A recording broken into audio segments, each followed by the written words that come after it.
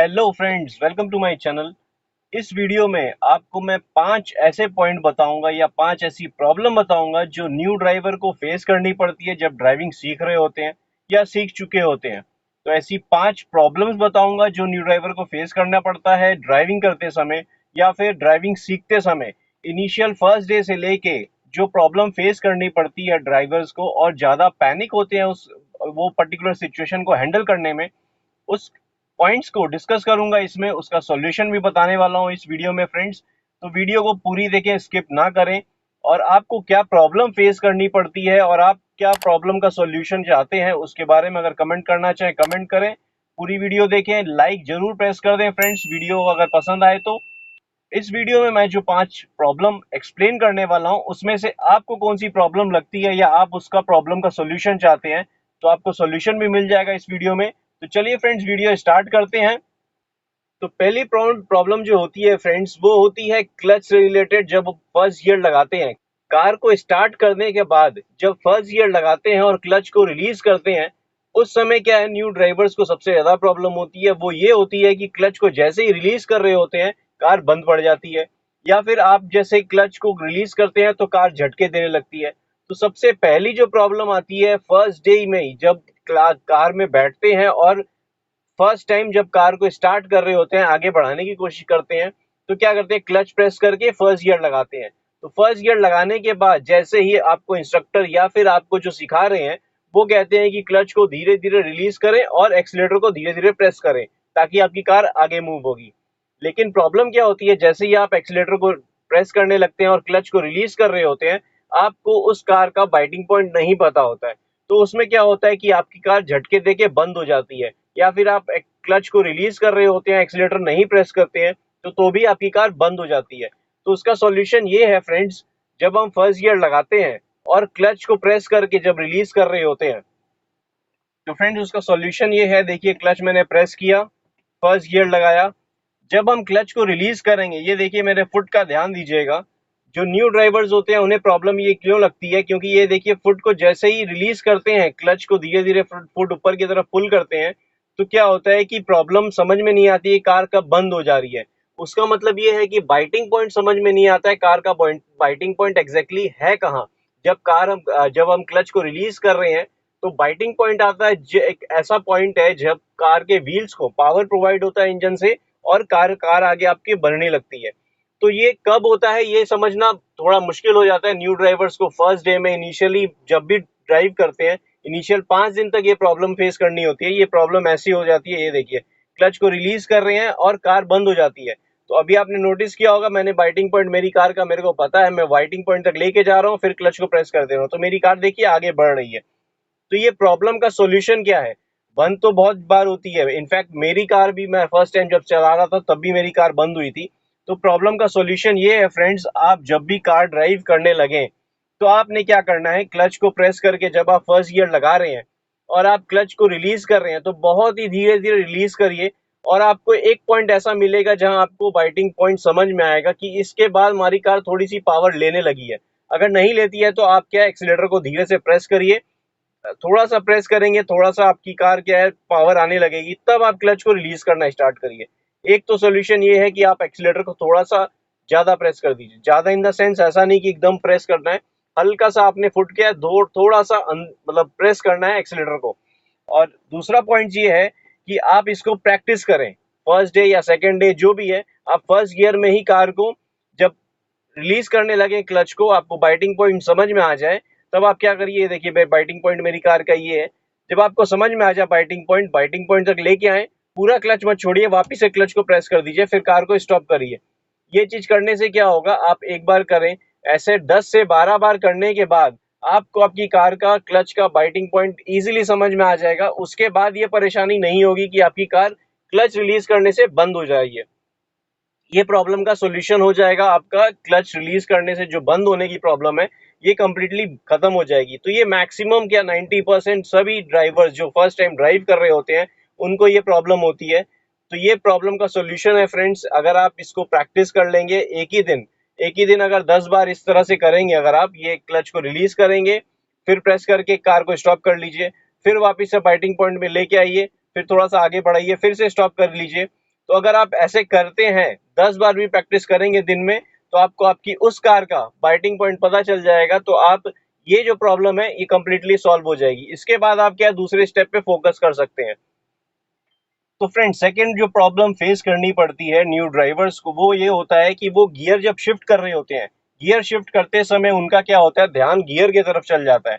वो चीज अवॉइड करना चाहिए, क्योंकि आप गियर की तरफ अगर ध्यान देंगे तो आप आगे कैसे ध्यान देंगे, अपना स्टीयरिंग पे कंट्रोल नहीं कर पाएंगे, और आगे कुछ भी आएगा तो आपका ध्यान तो गियर की तरफ है। तो इसको अवॉइड कैसे करना चाहिए या ये प्रॉब्लम को सॉल्व कैसे करना चाहिए, उसके बारे में बताता हूँ फ्रेंड्स। तो फ्रेंड्स, गियर पे ध्यान देने का रीजन ये होता है कि आपको ये समझ में नहीं आता आपने कब फर्स्ट गियर लगाया। अब आप सेकंड गियर जब लगाने होते हैं तो आप आगे की तरफ ध्यान छोड़ के आप गियर की तरफ देखने लगते हैं, क्लच प्रेस करके सेकंड गियर लगाने लगते हैं। ये प्रॉब्लम मैक्सिमम जो न्यू ड्राइवर्स होते हैं 5वें दिन या 1 हफ्ते बाद आती है, क्योंकि वो ड्राइव करना स्टार्ट कर चुके होते हैं। 2-3 दिन बाद भी जैसे गियर शिफ्ट कर रहे होते हैं तो ध्यान गियर पे पड़ता है, और इनफैक्ट चलाते वक्त इधर देखने लगते हैं, गियर की तरफ देखने लगते हैं। तो ये प्रॉब्लम का सॉल्यूशन ये है फ्रेंड्स, आप जब भी कार को मतलब स्टॉप रखें, इंजन जब बंद हो आपकी कार का, तब आप क्लच को प्रेस करके अपना, आपने जब ध्यान देना है, आपकी कार स्टॉप है कंप्लीटली, आप इंजन बंद करके रखे हैं, तो आपने ये चीज का प्रैक्टिस करना है। इनफैक्ट घर पे भी अगर आप प्रैक्टिस करेंगे, ये आप अपने हैंड को फर्स्ट गियर की तरफ लेके जाएं, फिर सेकंड गियर की तरफ लेके आए, तो आपको पता होना चाहिए फर्स्ट गियर से नीचे सेकंड गियर है। तो ये प्रॉब्लम आप अगर इस तरह से करेंगे, सेकंड गियर से देखिए थर्ड गियर, आप इसको सॉल्यूशन यही है कि आप प्रैक्टिस जब करेंगे, अपनी कार को जब बंद करके कंप्लीटली स्टॉप कर देंगे कार को, उसके बाद आप क्लच प्रेस करिए, आप अपना ध्यान पूरा गियर की तरफ रखिए, फर्स्ट गियर लगाइए, आपको समझ में आ जाएगा आपका आर्म्स कैसे मूव हो रहा है। आप फर्स्ट गियर लगाए हैं, फिर सेकंड गियर लगाए हैं, ये कम से कम 2 से 4 बार अगर आप प्रैक्टिस करेंगे तो आपको समझ में आ जाएगा आर्म्स कितना दूर है आपका, आप सिटिंग पोजीशन से आर्म्स कितना दूर है, और फर्स्ट गियर लगाने के लिए आपको कितना मतलब कितना प्रेस करना पड़ रहा है या किस तरफ मूव करना पड़ रहा है। तो अपने आप लेफ्ट आर्म को अगर प्रैक्टिस में दे देंगे, ये चीज सिखा देंगे कि हमें फर्स्ट गियर इस तरफ करना है, फिर सेकंड गियर नीचे की तरफ करना है, फिर थोड़ा सा ऊपर करके न्यूट्रल से ऊपर कर देना है तो थर्ड गियर लग जाएगा, और न्यूट्रल में लाके नीचे कर देंगे तो फोर्थ गियर लग जाएगा। ये देखिए मैंने अभी सारे गियर लगा लिए हैं, अभी फिफ्थ गियर भी ये देखिए लगा लिया फिफ्थ गियर। तो ये क्या है, आप अगर प्रैक्टिस करते हैं कार बंद करके भी, लेकिन क्लच प्रेस करके करें, बिना क्लच प्रेस किए गियर शिफ्ट ना करें, क्लच प्रेस करके आप गियर शिफ्टिंग करें, आप प्रैक्टिस कर लें ध्यान यहाँ रखते हुए। तो उस समय क्या होगा, जब आप ड्राइव कर रहे होंगे तो आपका फोकस सामने की तरफ होगा, गियर की तरफ नहीं रहेगा। तो ये चीज अगर आप सेपरेटली इस चीज को प्रैक्टिस कर लेंगे, तो आप जब ड्राइव कर रहे होंगे तो ये प्रॉब्लम नहीं होगी कि आपका ध्यान बार बार ये पड़ रहा है कि मैं फर्स्ट गियर से सेकंड गियर कर रहा था, फोर्थ गियर कैसे लग गया, या सेकंड गियर से थर्ड गियर कर रहा था तो फर्स्ट गियर कैसे लग गया। तो ये चीज आप अपनी प्रैक्टिस में जैसे ही आप बंद करके कार इंजन ऑफ करके इसको सेपरेटली प्रैक्टिस करेंगे, मतलब ऑफलाइन प्रैक्टिस बोल सकते हैं इसको। अगर आप ऐसा प्रैक्टिस करेंगे तो आपके आर्म्स को, लेफ्ट आर्म को पता रहेगा कि कितने कौन सा गियर कब लग रहा है, और आपका कितना डिस्टेंस है, आपका आर्म्स का कितना डिस्टेंस जा रहा है फर्स्ट गियर के लिए। ये देखिए फर्स्ट गियर के लिए मेरा आर्म स्ट्रेट हो गया, सेकंड गियर के लिए मेरे को पीछे की तरफ पुल करना पड़ा है, फिर थर्ड गियर के लिए थोड़ा सा ऊपर की तरफ डालना पड़ रहा है। तो इस तरह से क्या होता है, आपका आर्म्स आपका कमांड ले सकता है, तो आपको हैबिट रहेगी, और जब आप ड्राइव कर रहे होंगे तो आपका बार बार ध्यान गियर शिफ्टिंग पे नहीं पड़ेगा। तो फ्रेंड्स, थर्ड जो प्रॉब्लम है, थर्ड प्रॉब्लम जो न्यू ड्राइवर फेस करते हैं वो ये होती है कि गियर जब शिफ्ट कर रहे होते हैं और स्टीयरिंग आपका वन हैंड, जो राइट हैंड है आपका स्टीयरिंग पे रहता है, लेफ्ट हैंड आप गियर शिफ्ट कर रहे होते हैं, तो उस समय क्या होता है, जैसे ही आप गियर शिफ्ट करते हैं तो आपका स्टीयरिंग टर्न हो जाता है, maximum time left left left side turn होता है। तो ये लेफ्ट टर्न होता क्यों है, क्योंकि आपका ध्यान जो है गियर की तरफ होता है, और आप लेफ्ट हैंड से जो है प्रेशर गियर पे ढाल रहे होते हैं। तो बाय डिफॉल्ट क्या होता है, ये ह्यूमन नेचर है, बाय डिफॉल्ट आपका ब्रेन रीड करता है कि आपका प्रेशर जब लेफ्ट आर्म में पड़ रहा है तो राइट आर्म हल्का सा मूव हो जाएगा आपका प्रेशर की वजह से थोड़ा सा राइट की तरफ। तो ये न्यू ड्राइवर्स को मैक्सिमम टाइम फेस करना पड़ता है जब सेकंड गियर में होते हैं, या फर्स्ट से सेकंड गियर लगा रहे होते हैं, या फिर सेकंड से थर्ड गियर कर रहे होते हैं। क्योंकि थर्ड से फोर्थ गियर करने के टाइम में आप मैक्सिमम क्या होता है, 15-20 दिन चला चुके होते हैं, आप थोड़े से एक्सपर्ट हो चुके होते हैं, स्टीयरिंग का कंट्रोल समझ चुके होते हैं। लेकिन जब आप फर्स्ट वीक या सेकंड वीक में होते हैं, तब आपका क्या होता है, फर्स्ट गियर से सेकंड गियर लगा रहे होते हैं, वो सीख रहे होते हैं उसी समय। तो उसी ये प्रॉब्लम मैक्सिमम क्या है, उसी समय आती है, क्योंकि आपका गियर जो चेंज करने का टाइम होता है, और आप उस समय क्या होता है कि गियर शिफ्टिंग समझ रहे होते हैं और स्टीयरिंग भी समझ रहे होते हैं। तो उसमें क्या होता है, आपका लेफ्ट आर्म जब आप मूव कर रहे हैं तो आपका राइट आर्म बाय डिफॉल्ट क्या है, हल्का सा लेफ्ट की तरफ चला जाता है। तो इससे आपका प्रॉब्लम तो है ही ऑब्वियसली, क्योंकि आप थोड़ी सी जगह में चला रहे होंगे तो स्टीयरिंग अच्छा सा मूव हो जाएगा अचानक से, तो आपकी कार एकदम से लेफ्ट जाने लग जाएगी। तो ये प्रॉब्लम को सॉल्व करने के लिए आपने क्या करना है वो बताता हूँ फ्रेंड्स। तो फ्रेंड्स, गियर जब शिफ्ट कर रहे होते हैं तो हमारा स्टीयरिंग जो है लेफ्ट की तरफ चला जाता है। ऐसा रीजन क्या है कि आपका आर्म्स जो है, लेफ्ट आर्म्स जो है उतना हैबिचुएट नहीं होता है गियर शिफ्टिंग के लिए, तो आपको थोड़ी सी प्रेशर इस तरफ क्रिएट करना पड़ता है। तो जैसे ही आप इस तरफ थोड़ा सा प्रेशर क्रिएट करते हैं तो राइट आर्म को क्या होता है, हल्का सा मूवमेंट फील आता है, तो आप इस तरफ कर लेते हैं। और दूसरा चीज ये है, जब आप ड्राइविंग सीख रहे होते हैं तो आपका दोनों स्टीयरिंग में आर्म, मतलब हैंड जो है आपका स्टीयरिंग पे रहता है, और एक हाथ मूव करते ही, दूसरी तरफ मूव करते ही आपका स्टीयरिंग क्या है, जो राइट आर्म है, राइट हैंड है जो आपका, अचानक से इस तरफ मूव हो जाता है या इस तरफ मूव हो जाता है। तो रीजन यही है फ्रेंड्स कि आपको हैबिट हो जाती है स्टीयरिंग को ऐसे होल्ड करने की। तो कोई एक भी आप हैंड छोड़ते हैं तो आपका स्टीयरिंग मूवमेंट थोड़ा सा, मतलब डिसबैलेंस हो जाता है या डिसलोकेट हो जाता है, कि आपका स्टीयरिंग थोड़ा सा मूवमेंट लेफ्ट या राइट की तरफ होने लगता है।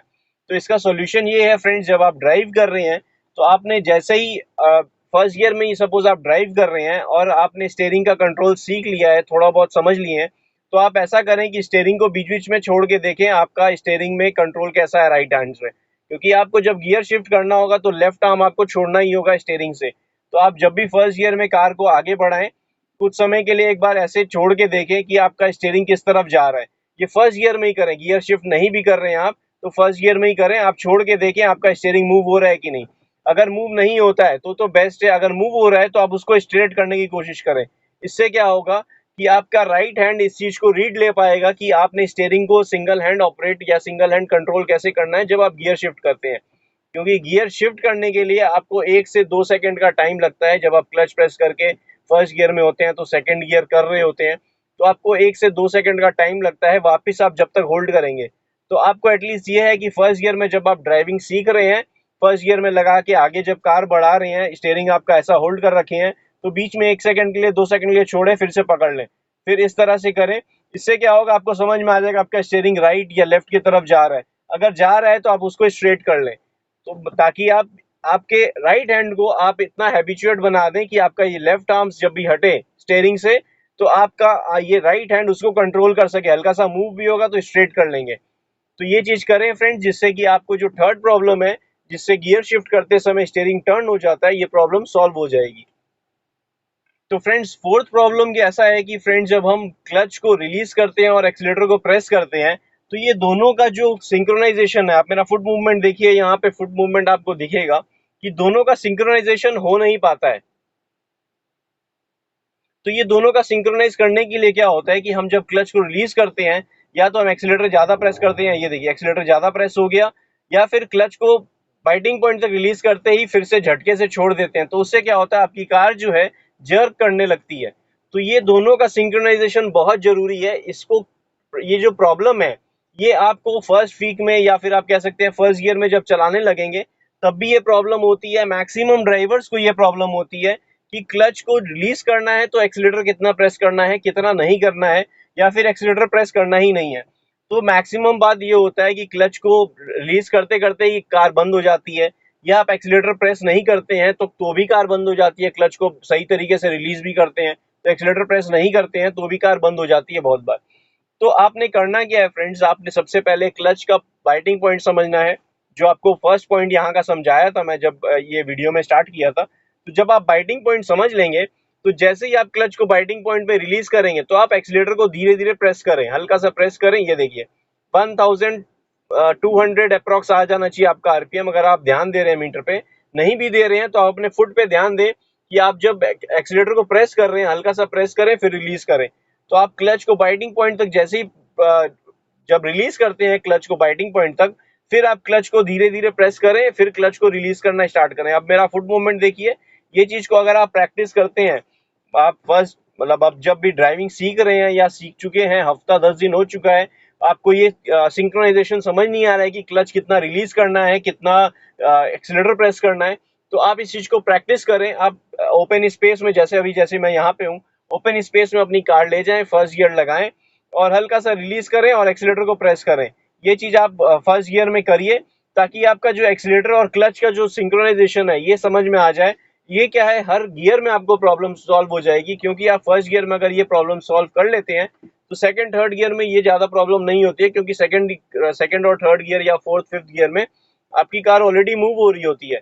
क्लच का अगर आप बाइटिंग पॉइंट समझ लेंगे, धीरे से रिलीज कर देंगे, तो आपको क्या एक्सीलेटर पे थोड़ा सा कंसंट्रेशन करना पड़ेगा।